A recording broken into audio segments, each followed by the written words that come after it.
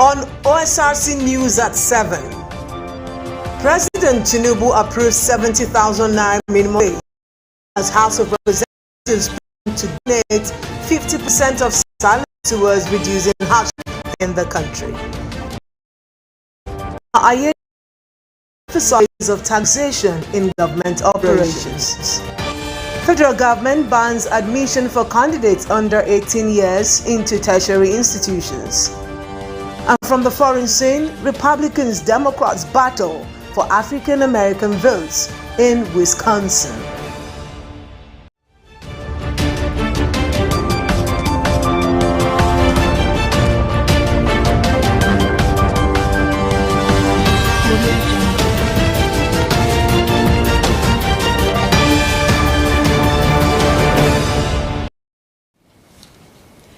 Good evening and welcome. Thank you for joining us on the news at 7. I am Obi Chukwemeka Uti.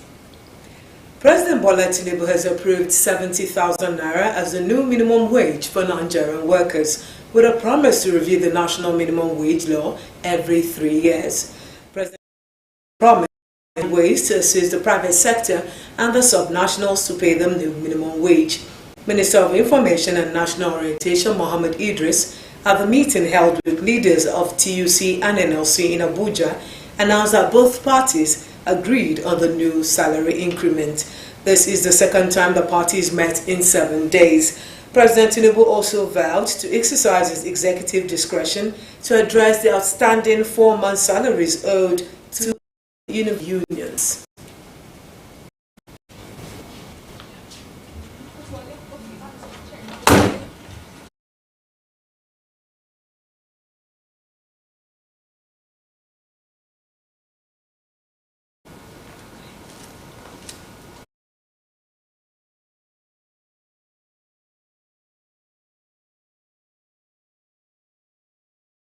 Of Governor Lucky Aiyedatiwa to pay the new minimum wage approved by President Bola Tinubu. State Chairman of Trade Union Congress TUC, Clement Fatuwashi, was speaking with Osrc in a telephone conversation. According to him, the governor's promise during Workers' Day celebration to adhere strictly with the decision of the federal government on minimum wage will not be compromised. While applauding the decision of President Bola Tinubu on the minimum wage, Fatuwashi says the negotiation was fruitful as the federal government has promised to review the national minimum wage law every 3 years.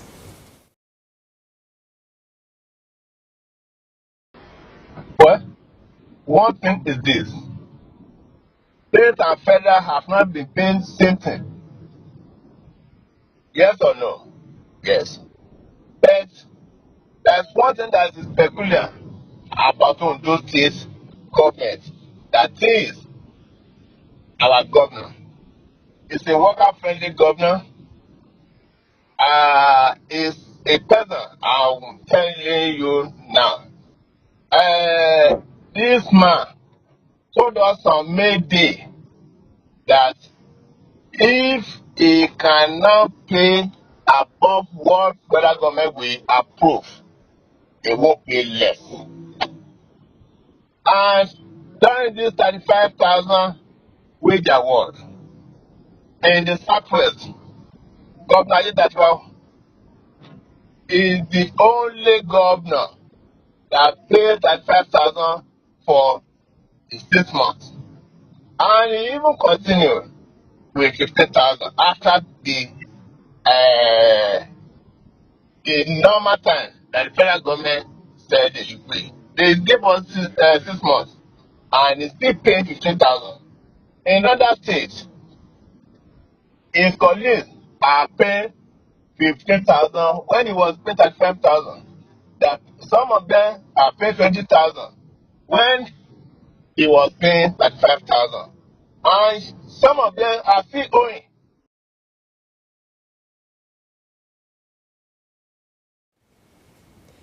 In the meantime, the House of Representatives has resolved to support the federal government with 648 million naira for 6 months by slashing their salaries by 50% to support food sufficiency across the country. This followed the adoption of an amendment to a motion moved by Deputy Speaker Benjamin Okezekalu on the need for lawmakers to sacrifice 50% of their 600 hardship Nigerians are going through. While making the resolution, the lawmakers also appealed to Nigerians to exercise more patience with the present administration in addressing challenges and hardships faced by Nigerians. In other stories, Ondo State Governor Lucky Aiyedatiwa says taxation is the lifeblood of any government, which enables it to fulfill the mandate of providing essential services and infrastructure for the welfare. I extend my sincere gratitude once again to His Excellencies, the Executive Governor of Ondo State, Honorable Lucky Aiyedatiwa, for his unwavering support and vision in advancing our state's fiscal agenda. The Executive Secretary of the Joint Tax Board, Olusegun Adeshokan, reiterated the mandate's board to enforce tax compliance in Nigeria and explained that the training aims to enhance participants' tax knowledge and equip them with skills for effective revenue generation. And we've had these trainings in other regions. We are the first governor to attend this. Governor Lucky Aiyedatiwa, who noted the importance of the training, said the rules of taxation in government cannot be overstated. The governor noted that the training comes at a pivotal time when the global economic landscape is evolving rapidly, adding that states must adapt and strengthen their tax audit, investigation, compliance, and enforcement capabilities to maintain fiscal stability and sustain development initiatives. Taxation is the lifeblood of any government, enabling us to fulfill our mandate of providing essential services and infrastructure for the welfare and development of our people. Today's gathering is not merely a training, but a testament of our commitment to enhance revenue generation through efficient tax administration. Governor applauded the state's internally generated revenue drive, attributing the success to determination, focus, transparency, and accountability. Wahab Bankole, Osrc News. In another development, Governor Aiyedatiwa has again assured that no senatorial district will be left out in the distribution of dividends of democracy. The State Deputy Governor, Dr. Olaide Adelami, was addressing leaders and members of the All Progressives Congress APC from the 4 local government areas in Akoko area of the state. Government House correspondent Zima BMA's report is presented from our studio.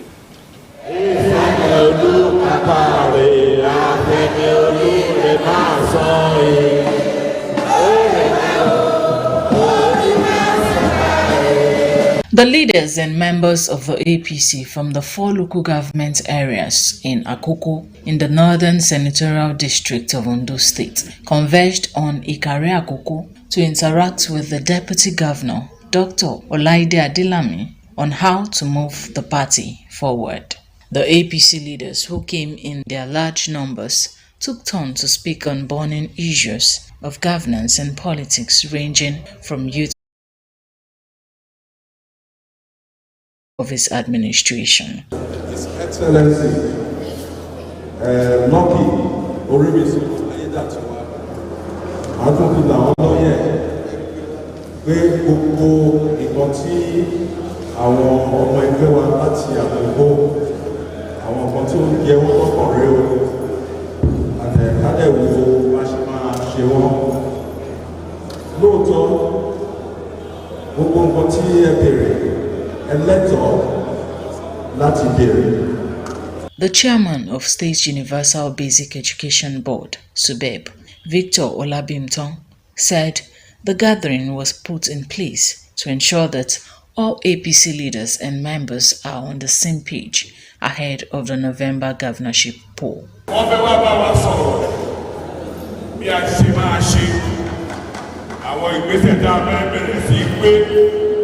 Láti wákàtí ọ̀wọ̀ yìí lọ títí a máa fi ṣe election ní November 16. Kò sí gbogbo ọkọ̀ tó ń ṣẹlẹ̀ ní gbogbo ti deputy governor àti gómìnà ọmọ mẹ́yẹ pọ̀ lápò ìgbà tó bá jáde ẹ̀yin náà mọ̀ pé níjọba. Similarly, an APC leader, Grace Animola, assured that structures are being put in place to facilitate Victoria's outing in November.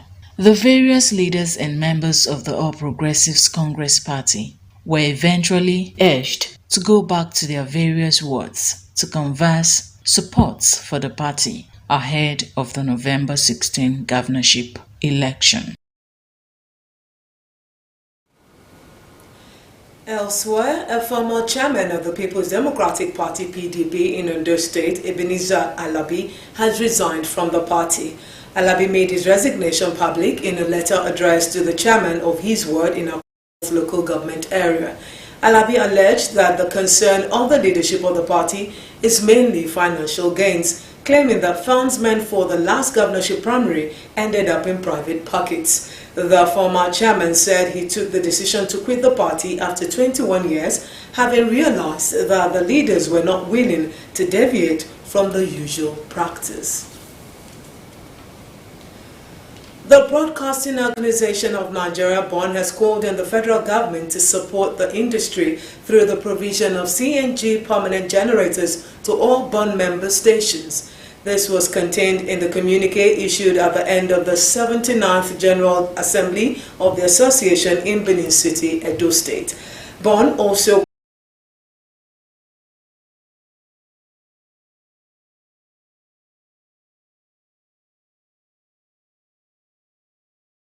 will serve you more stories. Join us again.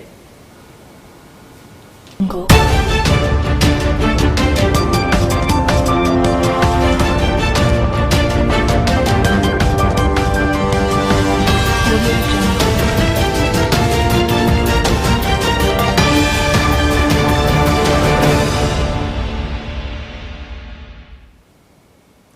You're welcome back. If you just joined us, you're watching the news at 7 coming to you live from Osrc Television. You can also watch us live on www.osrc.ng or follow us on our Facebook page at Osrc TV, and on YouTube you can subscribe to our channel Osrc TV Ondo. Now, Ondo State Local Government Service Commission is set to clamp down on ghost workers and their enablers. Chairman of the Commission, Femi Idris, at a one-day training and interactive session for heads of local governments and directors, said necessary audits will be conducted. The local government regains its glory. The local government system is undergoing some changes. It's undergoing going through some government policies that have actually changed some of the way and manners the local government was being run. Again, we also have the responsibility of bringing them here to have interactive session. Mr. Idris, who noted that some workers have since deserted their duties and traveled abroad, said the commission is set to clamp down on them and their enablers after necessary audits. So many people have left, even without informing the authority. So we want to know those of them that are still active in the service, those that have traveled, those that have resigned without even informing the commission appropriately. All to gear towards minimizing undue expenditure. Guest lecturer and university don Folusho Dari, while addressing the theme, employing discipline procedure and reward measure as tool for effective and efficient service delivery in the local government service, said staff will be a reflection of the system. So when you have a lame duck approach to management, to your work, it won't speak well, and it will affect the image of a commission. The Permanent Secretary, Local Government Service Commission, Dr. Bayo Ilawole, described the workforce as its greatest asset. As such, the training will engineer a paradigm shift towards positive outcome. We will explore the crucial role of disciplinary procedure and reward in enhancing service delivery in our local government. As we strive for excellence in governance, it is essential to recognize that our workforce is our greatest asset. The one-day training program and interactive session for the heads of local government administration and directors also provided avenues for the administrators to clear gray areas with intent to boost public trust and confidence. Staying with the third tier of government, a bill seeking to establish a federal agency for the conduct of local government elections are scaled first reading in the Senate. The Local Government Independent Electoral Commission Establishment Bill 2024 was sponsored by the Chairman, Senate Committee on Finance, Senator Sani Musa. To education now, the Nigeria Education Loan Fund (NELFund) Managing Director Akintunde Sawyer says that students of tertiary institutions who have successfully applied for the government's loan scheme and are beginning new academic sessions will start receiving credit alerts from next week. According to Sawyer, 170,000 applicants from universities, polytechnics and colleges of education have accounts with NELFund. Sawyer noted that 110,000 students have successfully applied and verified as bona fide and eligible applicants. Mr. Sawyer explained that there are two categories of beneficiaries: the institutions which will receive payments on behalf of those who have successfully applied, and the students themselves who will receive a monthly stipend. He added that the other successful applicants will receive their credit alerts upon the commencement of academic sessions in their respective institutions. Still on education, the Minister of Education, Professor Tahir Maman, has announced a ban on admissions for candidates under the age of 18 into tertiary institutions in the country. Maman made the announcement during the 2024 policy meeting of the Joint Admissions and Matriculation Board. The minister said the federal government was considering the adoption of 18 years as the entry age for admissions into universities and other tertiary institutions of learning. Meanwhile, stakeholders in the education sector have protested the new minimum admission age. This was as they responded negatively to the federal government's position. It took the intervention of the JAMB Registrar, Professor Isha Koloede, to restore order to the policy meeting. Not leaving education yet, a new curriculum will be introduced for secondary schools nationwide by September 2024. Minister of Education Professor Tahir Maman stated this at a program in Abuja, noting that the process has been on since last year, saying stakeholders meeting will be held next month. Recently, the National Senior Secondary School Education Commission decried the deplorable state of secondary schools in this country and called for collaboration to overcome some of the challenges bedeviling the secondary level of education in Nigeria.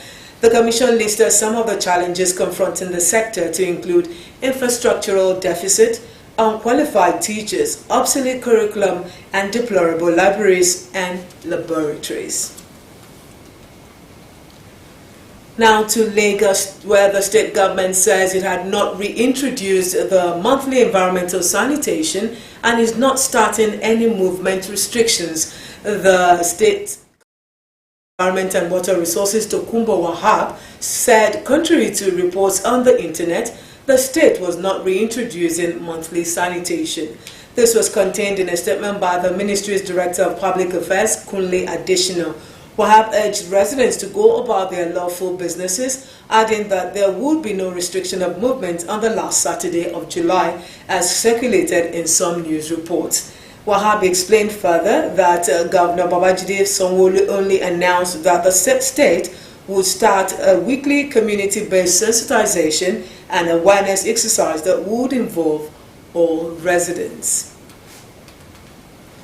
Now moving on to the foreign scene, U.S. President Joe Biden has tested positive for COVID-19 and has been forced to self-isolate at a critical point in his presidential campaign as more Democrats to step down over his age. Biden was already facing pressure to pull out of the election due to his age.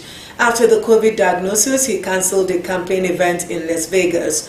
The White House said he was now self-isolating at his home in Delaware and he was experiencing mild symptoms. It is the third time Biden has had COVID and he has been vaccinated.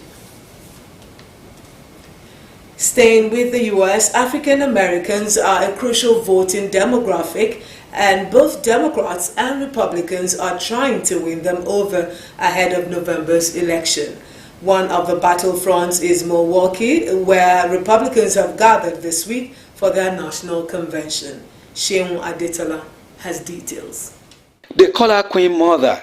The many former students of Janet Mitchell Herrera, who taught school for 38 years in Milwaukee. Hey, Queen Mother. Hey, Miss Brown. Always.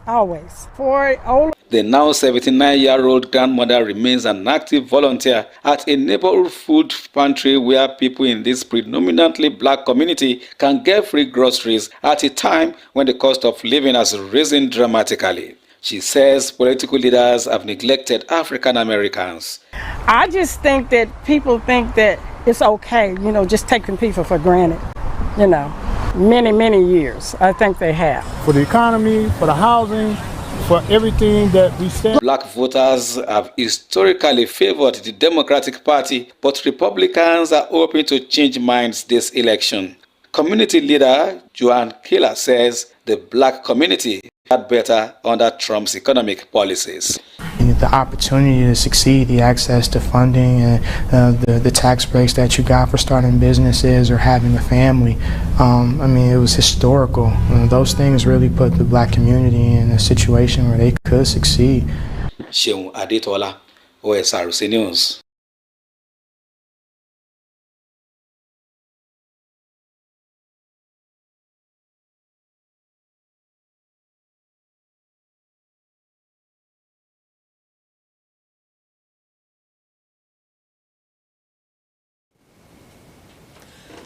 Rallies demanding an end to a quota system that reserves government jobs for specific groups have turned violent in Bangladesh. Student protesters demanding an end to quotas for government jobs in the country have called for a complete nationwide shutdown after 6 people were killed and hundreds injured in clashes. Protest coordinator Nahid Islam said only hospitals and emergency services will remain operational, with ambulance services being the sole permitted transport. Authorities had closed all public and private universities indefinitely from Wednesday and sent riot police and the border guard paramilitary force to university campuses to ensure law and order. On August 7, the Supreme Court will hear the government's appeal against a High Court verdict that ordered the reinstatement of a 30% reservation for the families of war veterans. It was an outpour of tributes at a wake in honor of the late age producer Pa Ogedengbe as family and associates recount glowing together. His positive impact in the lives of others was also eulogized. The funeral service is built to hold tomorrow at the Chapel of Annunciation in the Vining College of Theology premises. Pa Cornelius Agbola Ogedengbe was the director of programs in the defunct OSBC, now OSRC. And that's the news at 7, but before we go, let's take another look at the major stories. We told you that President Tinubu has approved 70,000 naira minimum wage as House of Representatives plan to donate 50% of salary towards reducing hardship in the country. We also told you that Governor Aiyedatiwa has emphasized the place of taxation in government operations. You also heard that federal government's ban on admissions for candidates under 18 years into tertiary institutions has generated negative reactions from stakeholders in the education sector. And from the foreign scene, we told you that Republicans, Democrats battle for African American votes in Wisconsin as U.S. presidential election draw near. And that's the news at 7. Many thanks for watching. Have a good night.